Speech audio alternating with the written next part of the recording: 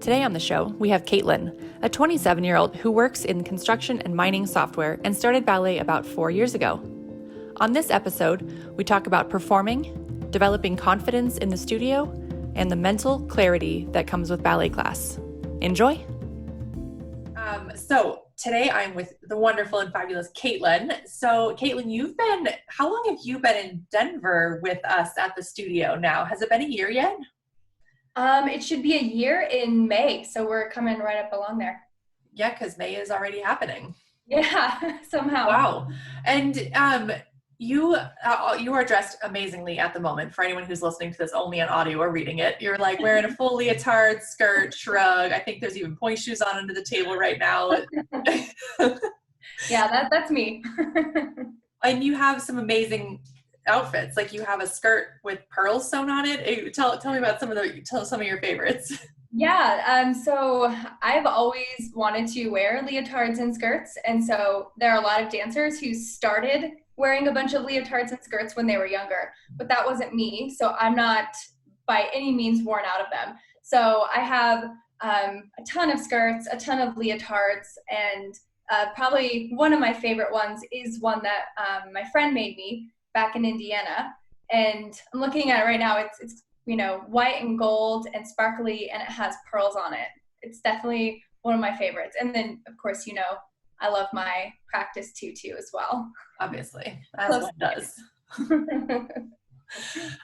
So how long has it been since you've been doing ballet? Has it been a couple of years by now?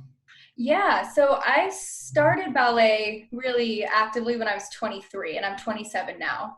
But there was a year between 23 and 24 that I was doing it, once a week and would frequently skip it. And it wasn't the best experience, I wouldn't say. It took me getting into a new studio with a new teacher to really understand ballet and start to make that progression forward. What was it about the first experience that maybe didn't help you start progressing? Was it just you weren't ready yet, or it wasn't the right environment? What was it about the beginning? It wasn't the right environment because I had never danced before, and ballet is not one of those things that you just easily pick up, at least not me. And so the first place that I went to, it was really more catered towards the advanced beginners, and it was too intimidating for me to really feel like I was getting anything out of it.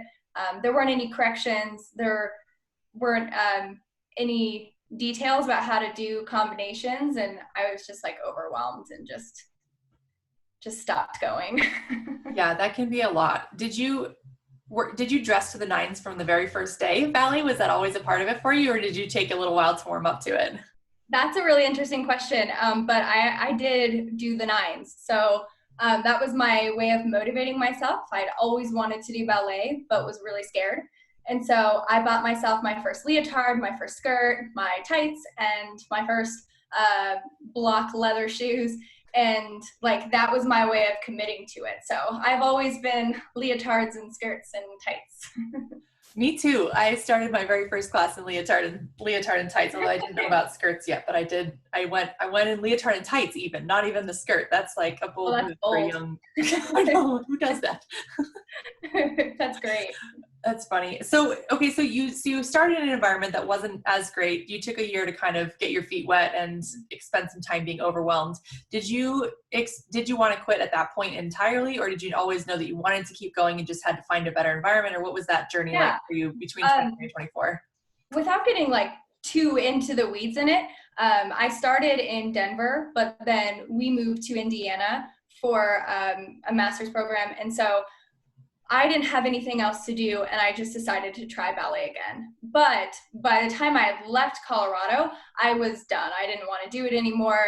So I didn't think I was going to. I thought maybe ballet wasn't for me. I was like, maybe I'm just meant to watch it. Maybe it's just something that I see in videos. And it took really incredible boredom out of Indiana for me to get into that next ballet studio, and that changed my life forever. And Nicole Bieland, if you're out there listening somewhere, I appreciate you. Thank you. That's awesome. Boredom. Literally nothing else to do except dance. Yeah, exactly. It started as one class, and then two, and then three, and then you. And now it's was all the time before this little stay-at-home situation. Right. So I guess, do you have goals other than just wanting to really do ballet for the love of ballet? Have you started to develop micro goals within that bigger goal of being able to dance? What is your thought on goals? Yeah, and we've talked about this, but my list just kind of like keeps getting longer and longer and Right. different. I cross things out and I add things. Probably one of the biggest things for me is that now I understand what the steps are. I understand the movement, and I can, in general, kind of understand what the combinations are. But the technique is just like not as strong as I want it to be. So a lot of it comes from turnout and, core is a huge thing. I think that's a lot of people's things. So strengthening and, I guess endurance is really hard too. So I do have even more micro goals than that, right? Like I want my extension higher, and I'd like to get my center splits, and there's a million things. But overall, I would say, strength is key if you want to do any of those things. Yeah, that's very true. I think that's a very good perspective to have, is that you want all these things, but they all come from the strength. I think that's hard for beginners to come to, where when you're first starting to dance, say 4 or 5 years ago, that's hard to know that that's what you want. It's like you want your legs up super high, but you don't know how you would get there. And then the deeper you get into it, you're like, oh, it's technique. It's all the fundamentals that is how I get there. Yeah, you just take classes from you, and then we know we know what we should be doing to get the muscles the way we want them to do. Right, all the details. Mm-hmm. So what other aspects about ballet keep you coming back? It's hard. It's, frustrating. It can sometimes be hard to find the motivation. What keeps you doing it? Why do you keep coming back? Yeah, it is really, really hard. There's no getting around that. But the sense of accomplishment I feel after every class can't be replaced. And every single time every single time I have class, I'm so happy that I went, and afterwards I'm so fulfilled. So the physical part of it is actually just a side effect. The real reason I keep coming back is because it keeps me mentally together. So it gives me confidence. It makes me feel like I'm accomplishing something. I think everyone should at least try some form of dance for this type of benefit, for sure. The mental aspect is huge.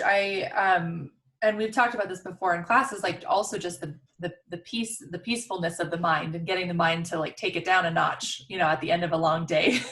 I think that's another big aspect as well. Well, you can't think about anything other than ballet at ballet. So, right. Anything that was maybe bothering you that day is just instantly a switch is flipped and you're in ballet mode. It's great. It's like meditation. Yeah, and there are times when we come into class and I hear, 2 or 3 other dancers saying, I need this today. And that's incredible. Yeah. It's as effective as a glass of wine, if not more. Oh yeah. and better for you. What do you find is your biggest challenge with ballet, whether physical, mental, anything? What do you find is the most challenging for you right now?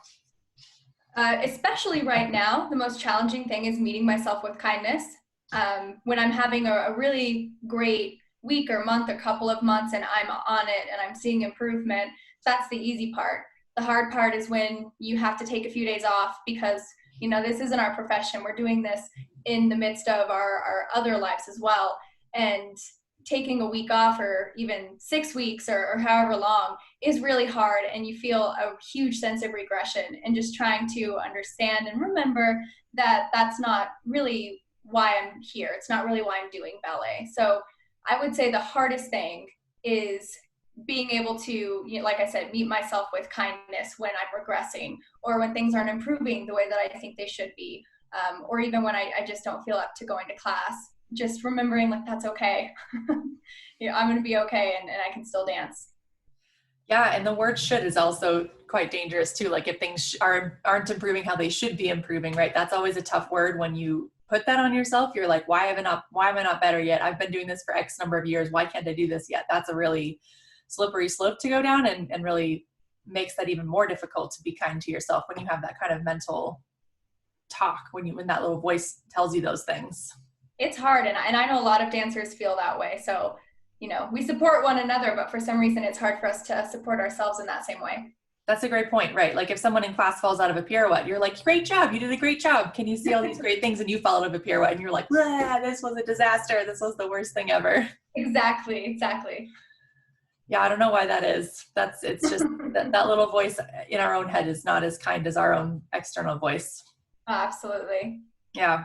I think that that's something that afflicts many dancers, obviously, especially in ballet, where we're all about achieving a specific standard. We're all trying to get a very specific goal in mind. So being kind to yourself along the way is not exactly an easy task, especially given who ballet tends to attract, right? It tends to attract people who are of that sort of perfectionist nature and want things to be really well done and really perfect. But obviously that's not a human trait, perfection. Exactly. And my boyfriend's always telling me that I'm addicted to ballet and that it's either like all or nothing. And I think people who dance ballet understand why that's the case, but it really kind of is that way. That's an interesting point that you bring up about it being all or nothing. I think when I was first starting ballet, I did experience that where I would go through phases where I would go, every single day, multiple times a day. And then I would go through phases where I didn't go at all for 6 to 8 weeks. And I think later in my life, I've realized that once like a sustainable pace is better than like going hardcore unsustainably for so long and then needing to take a breather from it, like taking a ballet bender and then needing to take some time off. Whereas like if I can just figure out how to do it 2 to 3 times a week sustainably, that was a better approach. Have you found the similar thing, or do you like the kind of go hard and then take a break? I guess it ebbs and flows, and it really is different person to person. So there are some people out there, if they can do it once a week, that's awesome. If you can do it any amount of time in your life, if you enjoy it, it's worth doing it. I will say though, that when you start to get into point shoes and when you start to get into the strengthening, and then when you obsess over Instagram, it can take over your life really quickly. So there's a balance, and I'm still trying to find it. I think like you mentioned, that there's a beginning phase and then there are a bunch of phases in the middle of it. And I'm still in that, I do it all the time and then I have to take time off, and I hope to find a balance sometime soon, but that takes time. Well, balance is by nature not very easy to sustain because it is always trying to fall off that equilibrium, right. As we know from ballet class. That's right. So when you're dancing, when you're in the studio and you feel like you achieved a goal, what does that feel like for you? Does it feel like something? Does it feel like you're excited about that goal? What does actually achieving something feel like or mean to you? Man, that is a great question. It's a feeling of elation almost, and it sticks with me for a while. It sticks with me throughout that whole night, and maybe even through the next class until I make a mistake, and then it puts me back in reality, I suppose. But there is nothing like landing a double pirouette when you haven't landed one for 3 years. There is nothing like being able to balance an arabesque for the first time when you've been trying, and then you get that first arabesque and you feel like you can fly and stay there forever. So I really romanticize it, but it's like nothing else. You really have to experience it. You do. I always say that ballet is the last bit of magic that adults still have. You can't, a magic show, you know that there's something behind it. But when you get a balance, when you get a pirouette, like you feel it. You feel it. You get chills in your body. You know it. Like you can feel that intensity. Absolutely. It's incredible. Speaking of incredible things, in our last show, you performed a partnering piece, and you got to perform with a partner on point. Tell me about that whole experience. Like, what was it like to learn about partnering? What was it like to do that in point shoes? Partner with Joel. Kind of what was that experience like for you? I would like to start by saying that Joel was incredible, and that the whole point of a pas de deux apparently is to showcase the female dancer, the ballerina, but that the men do so much. They do an incredible amount of work. I had no idea how hard partnering would be. It wasn't just the partnering itself, but it was the stamina to rely on one another, because I have to be holding my entire body essentially in a flexed position when he's doing holds for him to be able to actually hold me. So there's just a whole different set of muscles, a whole different set of challenges that I could not have anticipated. I had no idea how hard partnering was, but I have a huge respect for anyone who even attempts it. It's very intense. I remember the first time I took a partnering class, and it was even the beginning partnering class, like where you're just standing and they're moving you around. And I think my abs were sore for like 3 days after that. It was incredible how much you have to be like a board. Absolutely. And Christina, she had me doing planks and side planks every day just to strengthen for one specific lift. And so I think that there's a huge amount of parts outside of the actual partnering that is really important too. So anyone who wants to try it, I do recommend, but you'll have your work cut out for you for sure.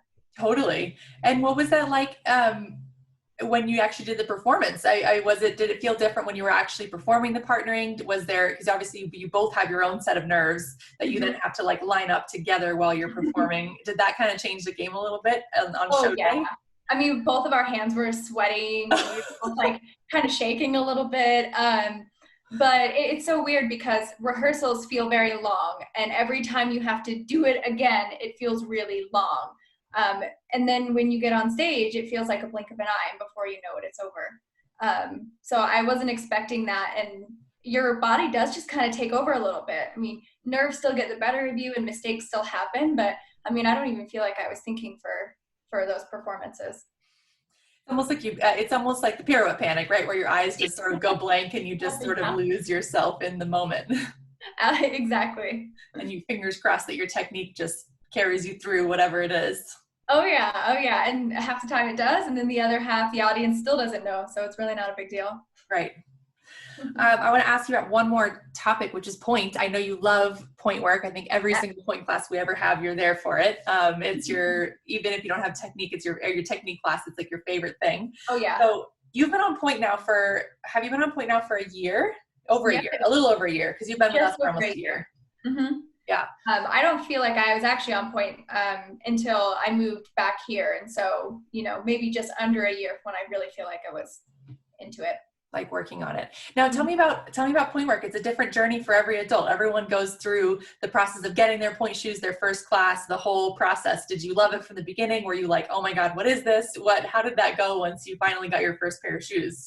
Yeah. I mean, I was longing for the day of point shoes. So when I finally got them, I was so excited. And then the first class we had, my feet must have been completely numb. I was pretty certain my toes were going to fall off.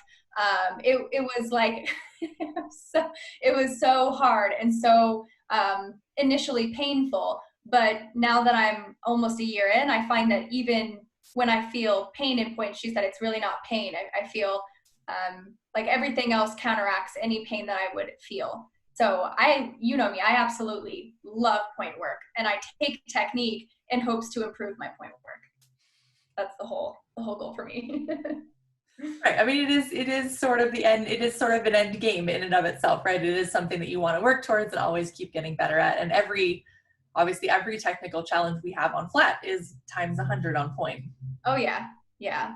But I love it. When you're standing on point, I mean, I kind of felt this way with high heels, I guess. I mean, in a way, there's something like high heels. But it's that same feeling of like when you get an arabesque for the first time, it's like when you're able to stand on point and really feel beautiful and graceful and elegant. It's not something that I can even really describe. It's very fun. I think it's the pain, as you said, sort of changes over time. It hurts your first time, but then the pain comes to feel like point. Like you just get used to, just know what that pain feels like. It's the same thing as, working out or stretching or anything like that, where you know what that pain feels like. That pain means you are doing point work. That pain means you're in point class, and you associate it with those positive feelings. And it kind of becomes an acquired taste in that way. That's an important distinction. Absolutely. Right. It still hurts. Let's not not mislead anyone here. Right. It still is sort of unpleasant, but you get used to it in that regard. Right. Yeah. Well, Kaitlynne, do you have any last things that you want to say, or, advice that you might give to anyone who's in a similar boat, who always wanted to do ballet, but was too scared to give it a try, or anyone who's maybe, on their journey and feels a little stuck? Anything you want to impart? Yeah, absolutely.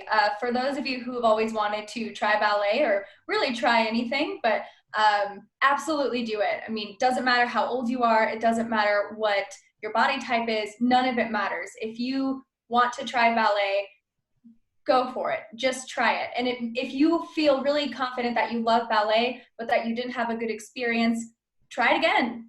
Because if I hadn't tried it again, I wouldn't have found one of my biggest passions of all time.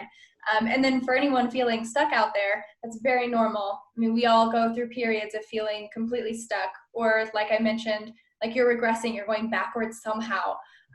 But you're not. And every moment that you take a ballet class, or that you're thinking of ballet, or that you're doing any of those things, it's a success. So keep on it, because the more adult ballet dancers, the better. I love it so much. Yes, I agree with you on all of it. It's so fun.